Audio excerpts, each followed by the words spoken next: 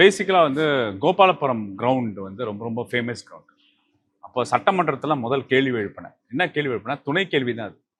அதாவது அரசியல் களத்தில் வந்து பாக்ஸிங் போட்டு வென்ற முத்தமிழ் கலைஞருக்கு கோபாலபுரம் கிரவுண்டில் வந்து ஒரு பகுதியில் வந்து ஒரு சர்வதேச பாக்ஸிங் அகாடமி உருவாக்கணும் அப்படின்னு கேட்டும்போது அப்போ நம்மளோட துணை முதல்வர் வந்து அந்த மாதிரி கேள்விகளுக்கு கட்டாயம் அமைக்கப்படும்னு சொல்லிட்டார்.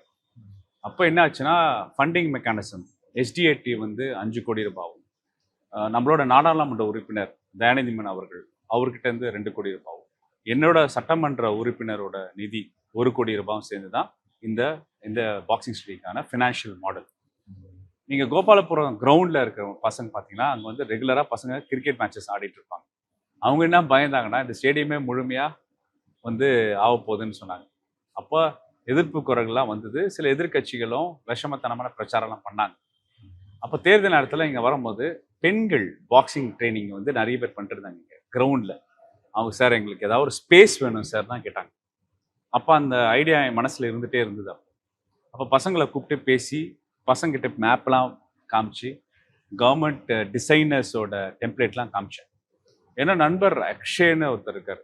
நான் ரோட்டரி சங்கத்தில் வந்து நான் பல்வேறு பொறுப்புகள் இருந்து மக்களுக்கு சேவை பண்ண காலத்துலேருந்தே அவருக்கு நட்பு. அவர் வந்து நெதர்லாண்ட்ஸ் ஆர்கிடெக்ட்.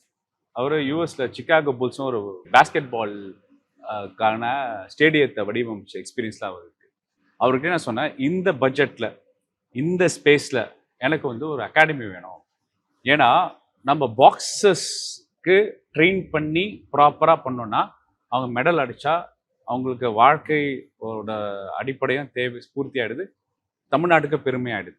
இப்போ நீங்கள் ஒரு ட்ரைனிங் ஏரியாவில் தான் இருக்கீங்க, இந்த ஹாஸ்டல் ஃபெசிலிட்டிஸ் வரப்போகுது, ஏர் கண்டிஷன் பாக்ஸிங் ஸ்டேடியம் வரும்போது நிறைய சர்வதேச அளவில் பெண்கள் ஆண்கள் பார்ட்டிசிபேட் பண்ணுறதுக்காக பாக்ஸஸை வந்து நம்ம கொண்டு வரணும்.